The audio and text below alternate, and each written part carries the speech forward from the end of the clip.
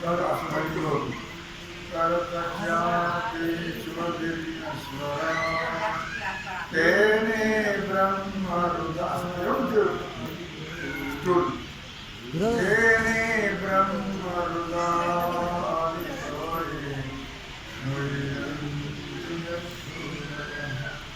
तेजो वायुर्दाम यथा यत्र सर्वोषा रामना श्रेण सदा निरस्तत्वं सत्यं परं सत्यं परं सत्यं परं गोपाल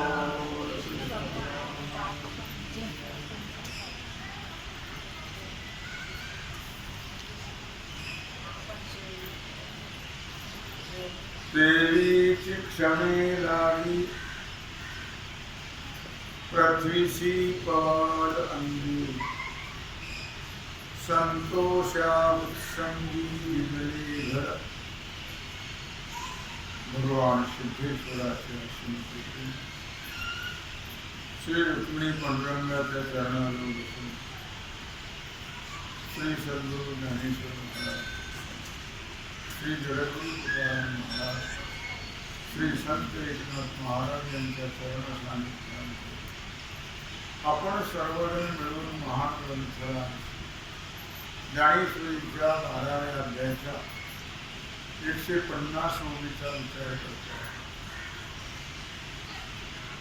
संत क्षमा तेरी क्षमे लागी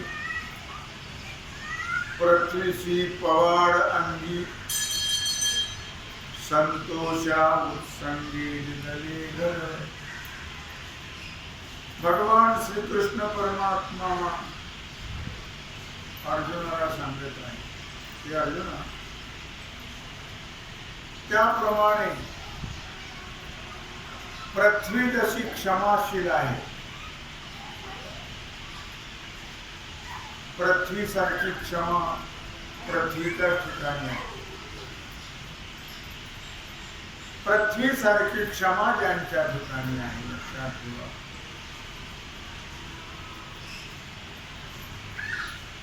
आणि त्यांनी आपल्या मांडीवर संतोषाला धर दिलेला आहे. म्हणजे ज्यांच्या ठिकाणी क्षमा आहे संतुष्ट सत्संयोगी यथात्मा दृढ निश्चया. पुढे तो श्लोक आलेला आहे. पृथ्वी सारखी क्षमा आणि संतोष त्यांच्या संतुष्टतेमध्ये कधीच बिघाड होत नाही. संतांची संतुष्टता क्षमा अद्वेष्टा मैत्र करुण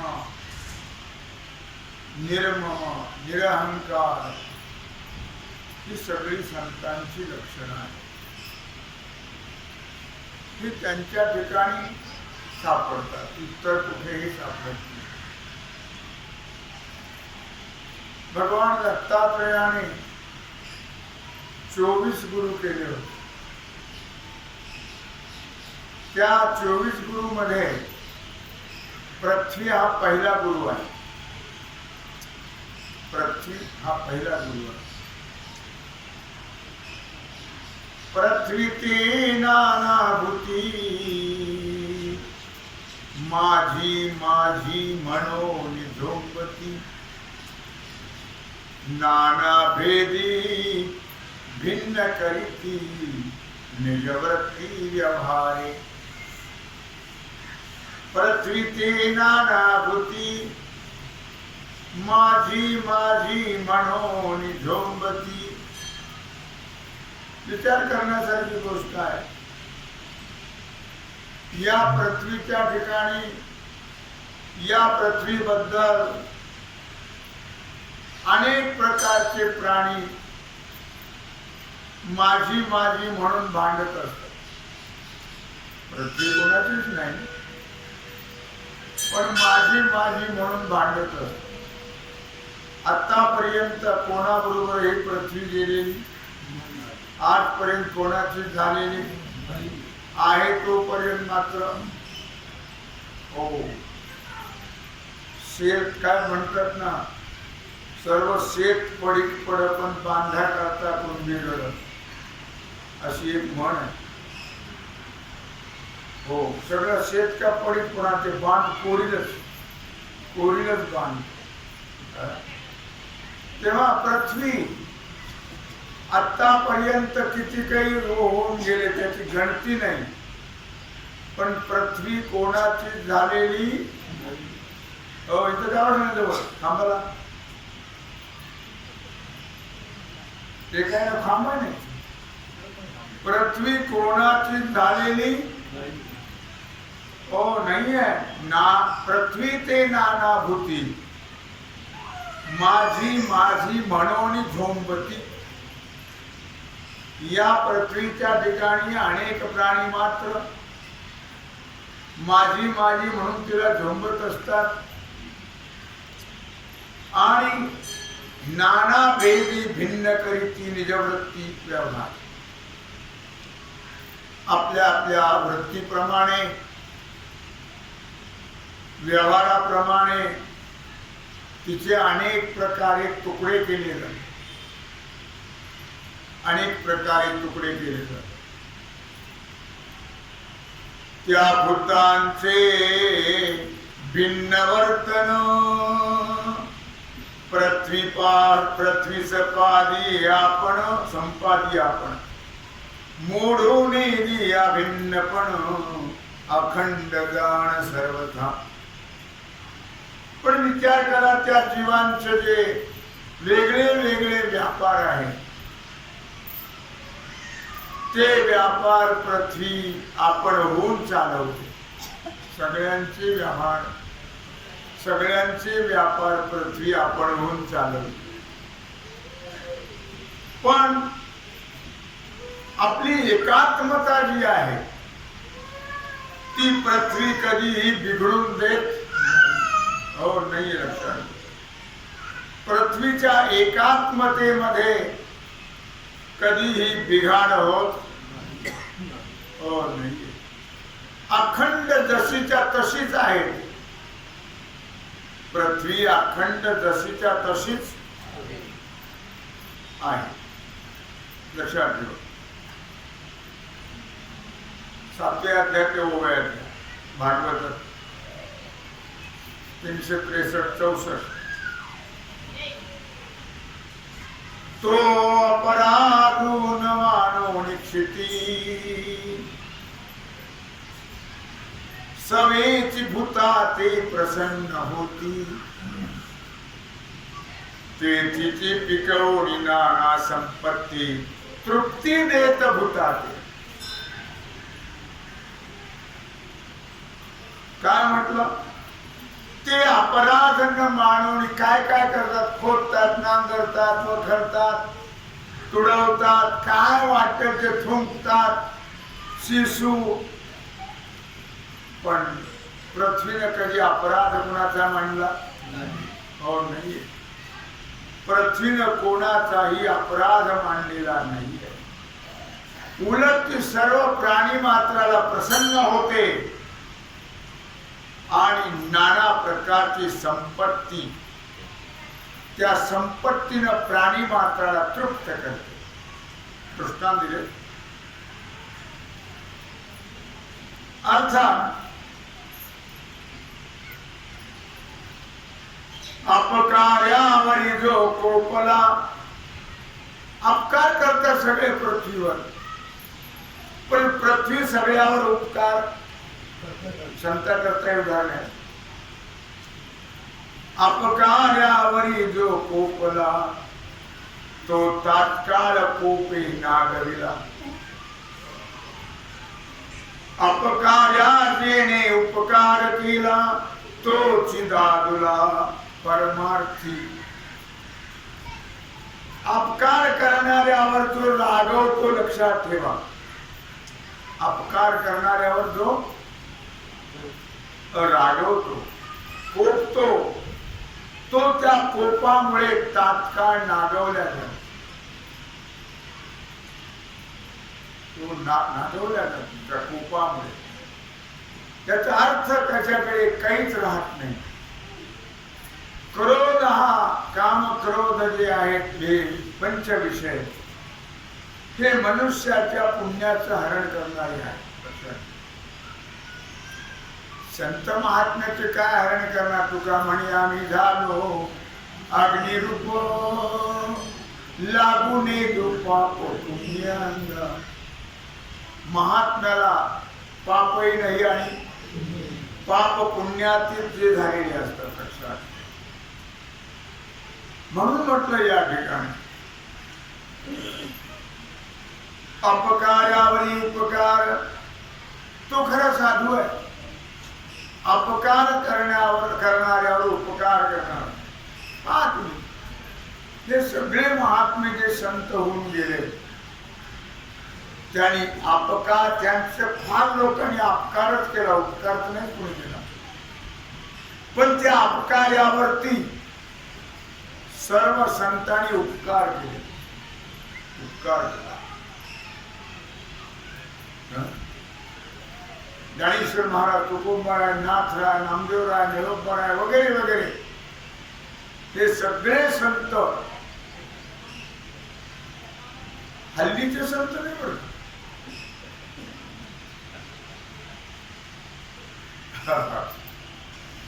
हो, हल्लीचे उपकार करणाऱ्याला विसरून जातात, उपकार करणाऱ्यालाही विसरून जातात. त्यांना त्याचं स्मरणही राहत नाही. किती आपल्यावर उपकार केले आणि सहकार्य केले त्यांना वाटतही नाही तुझं केले. हो, पण संत महात्मे जे आहेत त्यांच्यावर सर्वांनी अपकार केले आणि त्यांनी सर्वावर उपकार केले. ते कधी कोणावर रागवले? कधीच नाही रागवले. अपकारावर उपकार जो करतो तो खरा पुरुषार्थी, तो खरा परमार्थी आहे. तरी ज्ञान गाते येथे ओळखतो निरुते, आक्रोशे विन जेथे क्षमा असे. ज्ञानेश्वरीच्या 13व्या अध्यायाची 339 उभी आहे. ज्ञानोबराय वर्णन करता आहे. तरी गाते येथे ओळखतो निरुते, आक्रोशे विन जेथे क्षमा असे.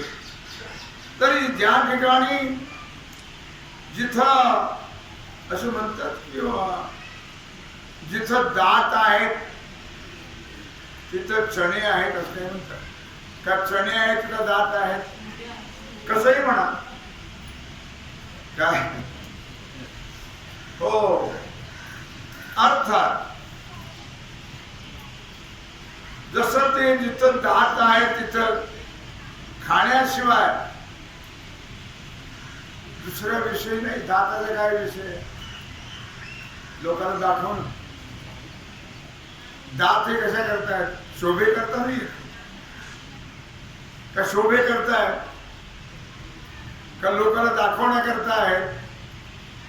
आता लोक दाखवतच राहतात, तो घाबरून जा. पण दात हे दाखवण्याकरता नाहीये. आपली प्रकृती त्या अन्न चरवणाने उत्तम राहावी याच्याकरता दाताची योजना आहे. लक्षात. जगण्याकरता दाताची योजना आहे, जगण्याकरता. लक्षात आलं? त्याप्रमाणे इथं ज्ञान,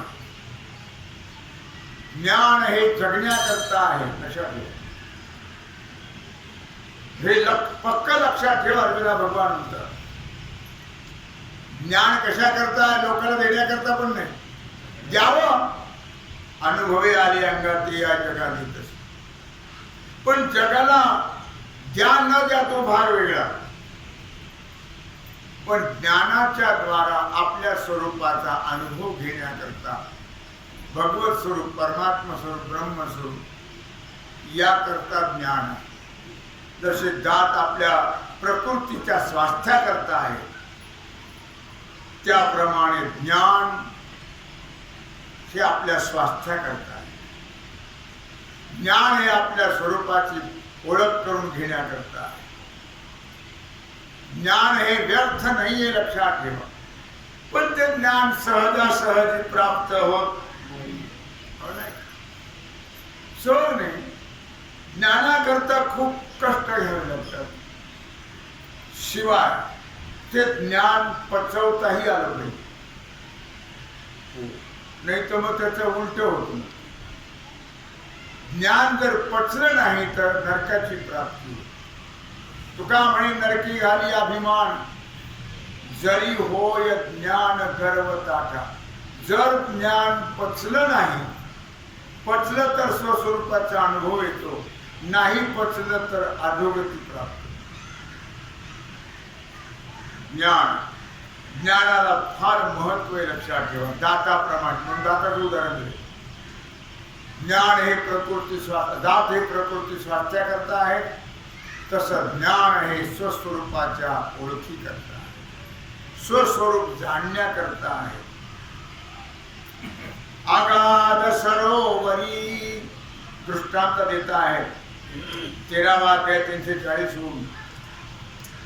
आगाध सरोवरी कमळनी जिया परी, का सदैवाच्या घरी संपत्ती दैश.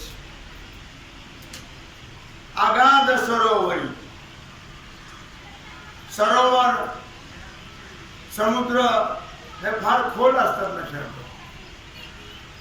त्याचे मोजमाप करता येत नाहीये. तेव्हा त्या सरोवरामध्ये, त्या तळ्यामध्ये ज्याप्रमाणे कमळाचे वेल असतात भरपूर. पहा तुम्ही इंद्रायणीमध्ये तुम्ही जर आता पाहाल ना, तर सगळी त्या कमळाच्या पानानेच भरलेली दिसते इंद्रायणी. खूप अशा प्रकारे विपुल ते वाढल्या जातात कमळाच्या वेली. किंवा दुसरा उदाहरण दिलं, लक्ष्मी कुठं राहते? भाग्यवानाच्या घरी. लक्ष्मी कुठं राहते? भाग्यवानाच्या घरी राहते. कुठेही राहत नाही ती. काय की ज्या ठिकाणी भाग्य आहे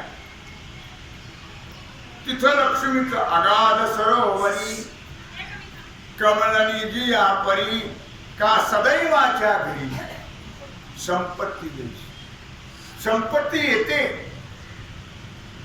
पण ती जर नीतीची असेल तर ती भाग्यवानाकडे थांबते, आणि तिची असेल तर ती फार काळ थांबत नष्ट होते. लक्षात. त्याला फार मोठं महत्व आहे, म्हणून त्याला भाग्यवान म्हटलं आहे. सदैवाच्या घरी संपत्ती देश.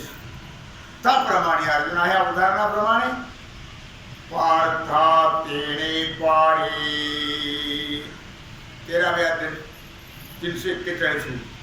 पार्था तेने पाडे, त्याप्रमाणे पृथ्वीप्रमाणे, संपत्तीप्रमाणे, कमळणीप्रमाणे क्षमा जया ते वाढे.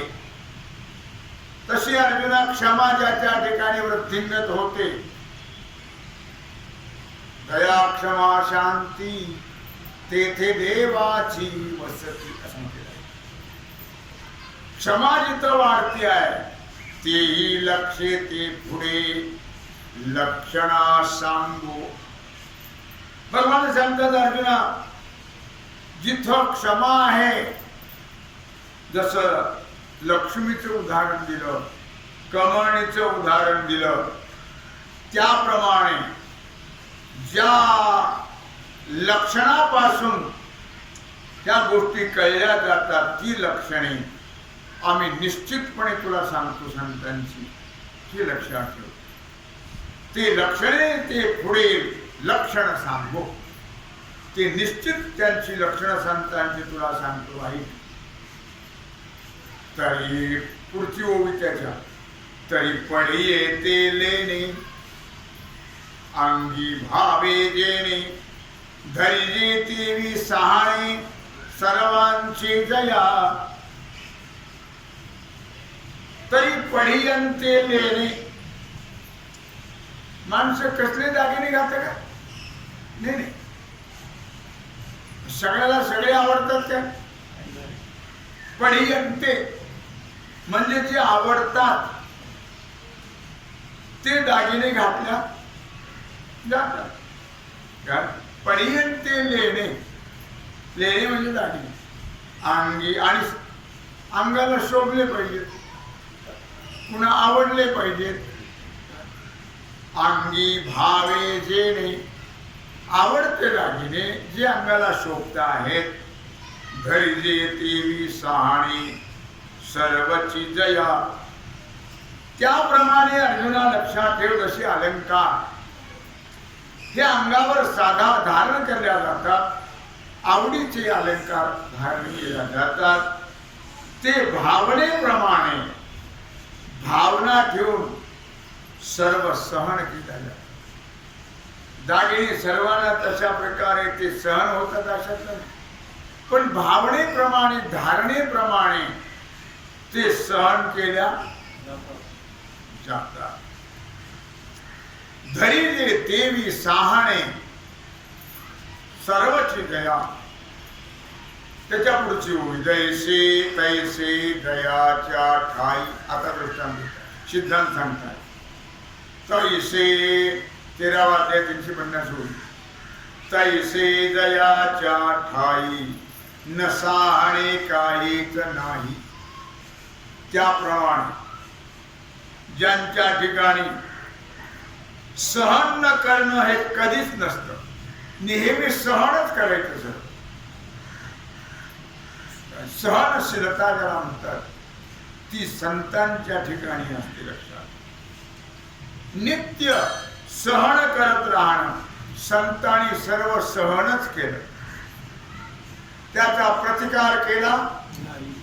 हो, सहन करत गेले. अर्थात जे नको ते नको तो त्रास त्यांना दिला, पण ते सहन करत राहिले, सहन करत आहेत. अशी आठवण ज्यांच्या ठिकाणी राहत नाही ते त्यांना लक्षातही राहत नाही. लक्षात ठेवा, काही माणसं लक्षात ठेवून सूड उगवतात. लक्षात ठेवून सर्प जसा वैरत्व, सर्पाच्या ठिकाणी वैरत्व असतं ते कधीच विसरत नाही. ते पुढच्या जन्मात का होईना सूड घेणारच. हो, म्हणून सर्पाला आपणहून दंश कधी धक्का जाऊ नये. तो सर्प जात हे फार वाईट असते. तसे काही सर्पाच्या जातीची माणसं हो, ते लक्षात ठेवून तो सूड उगवणारच.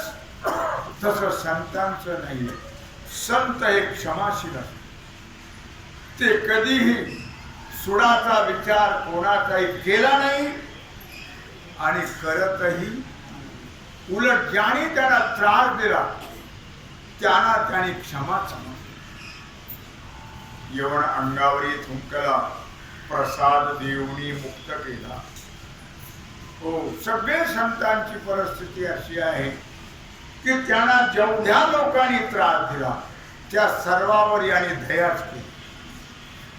कोणालाही त्यांनी प्रति विरोध केला हो नाहीये. लक्षात, अंगाजे पातळी त्याच्या पुढची ते करो निघाली आपुले, ते तसा ते निनवले गे पियेना.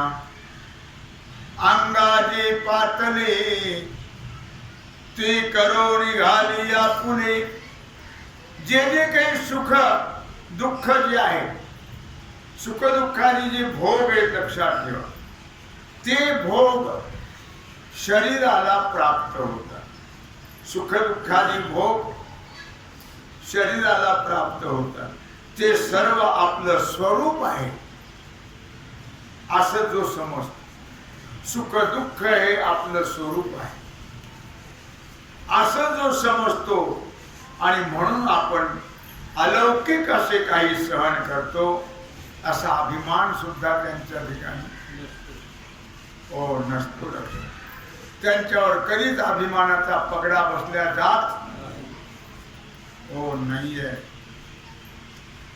हे अनाक्रोश क्षमा याला म्हणतात, अनाक्रोश क्षमा. लक्षात आलं? हे प्रियोत्तम अर्जुना, ही अनाक्रोश क्षमा याचा अर्थ आक्रोश केव्हा करतो मनुष्य? दुःख झालं. पण हे दुःख रहित, ते कधीही सुख झालं तर हुरळून जात नाही, दुःख झालं तर आक्रोश करत नाही. सुख दुःखे समे कृत्वा लाभा लाभो जया जयो. ते त्यांची वृत्ती हे सम असते. कधी कुठल्या गोष्टीचा त्याने आक्रोश केला नाही. आक्रोशा वाचून सुख दुःख रहित त्यांची शांती आहे. ज्यांच्या ठिकाणी खरोखर तेच ज्ञानाला मोठेपण प्राप्त करून देणारे आहे. ज्ञानाला महत्व त्यांच्यामुळे प्राप्त होते, इतरांमुळे नव्हे. लक्षात. तेवीच क्षमे लागली पृथ्वीसी पवार अंगी, संतोषा उत्संगी दिदले घर. नेहमी कसे असतात ते? संतुष्ट सततं योगी यतात्मा दृढनिश्चयः मय्यर्पित मनोबुद्धिर यो मद्भक्त समे प्रियः. भगवान सांगतात अर्जुना, संतुष्ट सततं योगी, नित्य संतुष्ट, कसाही प्रसंग आला तरी त्यांच्या संतोषाला गालबोट लागत नाही. त्यांच्यात कुठल्याही प्रकारचा फरक पडत नाहीये. नेहमी त्यांचा संतोष जिवंत असतो. संतोष आणि आवश्यक असणाऱ्या वस्तू मिळाल्या तरी संतोष, न मिळाल्या तरी संतोष. अर्थात दोन्हीमध्ये नित्य आनंदी राहतात. मिळो न मिळो, न मिळो खावया न वाढो संतान, परिहा नारायण कृपा करो. परिहा नारायण, न मिळो खावया न वाढो संतान, परिहा नारायण कृपा करो. खायला मिळलं नाही तरी चालेल, संतप्ती झाली नाही तरी चालेल, फक्त देवाची कृपा दे. न मिळो खावया न वाढो संतान, परिहा नारायण कृपा करो. फक्त भक्त भगवंताची कृपा मात्र आवश्यक आहे. म्हणून ते मिळो न मिळो यामध्ये सम असतात, आनंदी असतात. मिळालं तरी आनंद, न मिळालं तरी आनंद. अर्थात तो एक राजा होता, त्याचं नाव लक्षात नाही. त्याने पाणी अर्पण केलं होतं.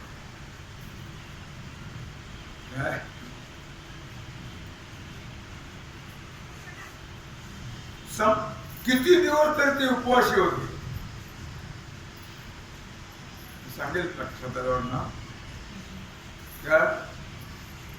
पत्नी, मुलगा, सुनबाई आणि राजा, काय नाव, सवरच नाव होतं. काय किती दिवस तरी उपवास. एक दिवशी त्यांना अन्न मिळालं. मिळालं म्हणजे कुठेतरी पडलेलं होतं ते जमा करून आणलं आणि ते आणल्यानंतर मग त्याचं तयार केलं अन्न आणून आणि चौघांनी 4 पात्रात वाढून घेतले की हा बाबा असतो. तो चांडाळाचं रूप घेऊन आला. सांगितलं मला फार भूक लागलेली आहे. भूक लागली म्हटल्यानंतर राजाने आपलं पात्र जरा दिलं. पहा किती दिवस उपवास आहे, आता मिळालंय, आता खायचंय. आपण दाद लावून घ्या दादा हो लावून घ्या येईल.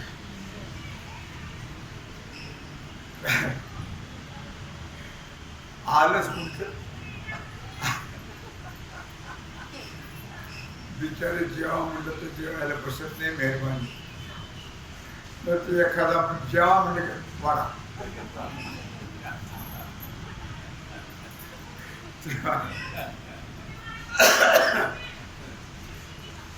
रंतीदेव त्या राजाचं नाव रंतीदेव. आणि मग तो तेवढं खाल्लं ते भूक कुठे भागते त्याची. ते म्हणलं माझी भूक भागली नाही. मग राणीने बी दिलं. राणीने दिलं तेवढे खाऊन टाकले. म्हणलं माझी भूक भागली नाही. मग मुलाने बी दिलं. किती दिवसाची उपवास होती. मग तरी म्हटलं माझी भूक भागलीच नाही. मग सुनबाईनं पण दिलं आणि उपवासित नाही. तेव्हा आपल्याला कल्पना आहे. मग पाणी दिलं आणि त्या नुसतं पाणी पिऊन राहिले आणि त्याने जिथं तो हात धुतला होता तिथं एक मुंगूस आला आणि त्यात लोळलं. त्या पाण्यामध्ये ते अर्ध सोन्याचं झालं. अर्ध. नंतर तो जो अर्धा भाग राहिला होता त्याचा तो धर्मराजाच्या राजसूय यज्ञामध्ये पूर्ण सोन्याचं झालं. तिथं त्या खरकट्यावर लोळलं ते.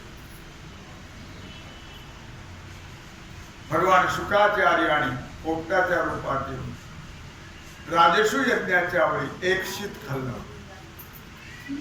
शुक खाय एक शीत मुलगा शुक खाय एक शीत घंटे वाजती अनंत.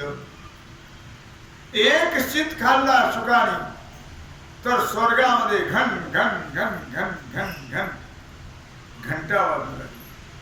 धर्मराजाने विचारलं भगवंता हा काय प्रकार आहे. सांगितलं कुणीतरी एक महान महात्मा ब्रह्मज्ञानी तो इथं जेवला असेल म्हणून घंटा वाजताय स्वर्गामध्ये. सुख खाय एक सिद्ध घंटे वाजती अनंत. मी का सांगतोय रंतीदेवाची कथा सांगितली तुम्हाला. एवढ्या दिवस उपवासी पण संतुष्टता बिघडली हो नाही.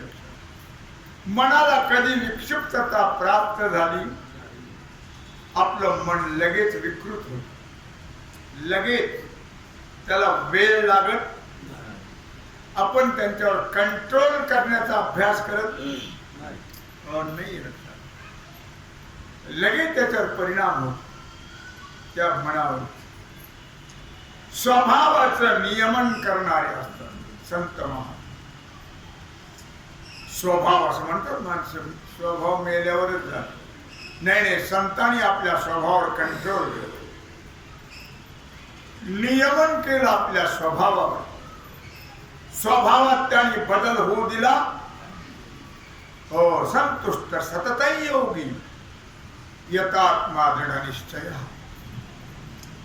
मयि अर्पित मनो बुद्धिर्योमा यो मद्भक्त समे प्रिया. मनाच्या प्रत्येक स्वाभाविक वृत्ती असतात. मनाच्या त्या वृत्तीचा निरोध करावा लागतो. मनाच्या वृत्तीचा निरोध, त्याला फार महत्व आहे. संत महात्मे आपल्या मनाच्या वृत्तीचा अखंड निरोध करत राहतात. किंवा शरीरेंद्रिय संघाताचं नियमन करणं, शरीरावर कंट्रोल, इंद्रियावर कंट्रोल.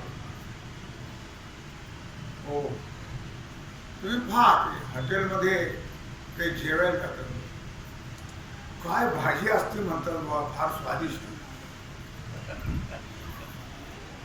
लक्षात तुमच्या आलं नाही? असं म्हणतात ते जेवायला जाणारे लोक. घरी असे कधी होतच नाही, इतके स्वादिष्ट. तुम्हाला एक मी गोष्ट सांगितली. आमचे मामा सांगायचे, मामा म्हणजे गुरुजी, मामासाहेब दांडे. ते म्हणले पुण्याला एक गुजरात्याची खानावळ होती, मोठी खानावळ गुजरातीची. तिथे सगळ्या प्रकारचे पदार्थ, सगळे पक्वान्न पदार्थ, पण तळलेले जे पदार्थ आहेत, मग शेव असेल, भजी असेल, काय काय असेल, ते उष्ट राहिलेलं फेकायचंच नाही, ते साठवून ठेवायचं. लक्षात ठेवा, ते उष्टे पदार्थ प्रत्येकाच्या पत्रावाली ताटावरचे ते उष्टे राहिलेले पदार्थ साठवून ठेवायचे. आणि रविवारी मोठ्या कढईमध्ये ते धुवून त्याला मसाले टाकून फोडणी द्यायची. आणि त्याचं नाव दिलं होतं रविवारचा मसाला.